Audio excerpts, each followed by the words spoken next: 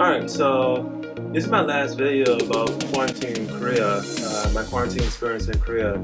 I did my quarantine on August 14th.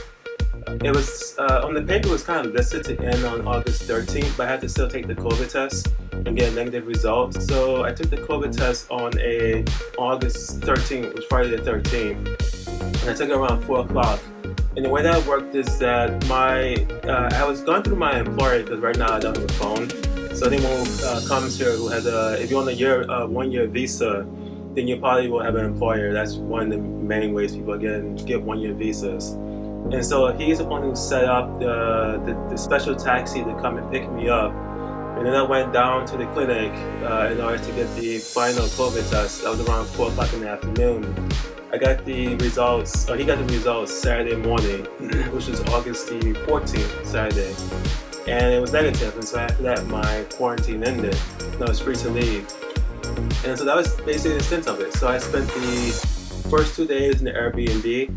I left the Airbnb in a special taxi. You have to get permission in order to do that. And I came to my apartment, which is part of the job. And then I spent the next 13 days within this apartment. It's not an easy experience. You are just sitting in one spot for about 14 days, so it's not exactly easy. But it is better that I have my own apartment. I think it would be much more difficult if it was in the government quarantine. Again, like I mentioned in the other 2 videos, I did see people who were in the government quarantine. That's how they experienced. And I can imagine it probably does feel like it drags a bit more. And so here it was okay. And so I did 14 days here. And now I'm free.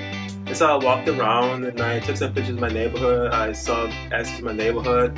And it was a pretty cool experience to be outside again. I feel a bit weak actually because I've been sitting down here more or less for 14 days. And so going downstairs and upstairs, walking around, even though the fresh air was really nice, still, definitely that first trek outside, I felt the difference of having almost no motion no movement for the extent of the quarantine period. And so now I'm all done. And that was basically the extent of my quarantine experience in Korea. And so like I mentioned in the video also, there's information about quarantine experience in English online, but a lot of the details probably are missing because things are kind of in flux, I think. And so this video, my experience is more or less for, I guess, end of summer, fall 2021.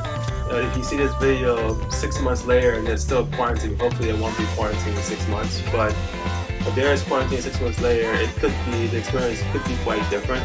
So you want to keep that in mind. You want to keep in mind that it's all in flux, so things will probably change. And again, if you have any questions, make sure to just put it in the comments below, and I'll make sure to answer them. So thanks, and alright, goodbye, peace.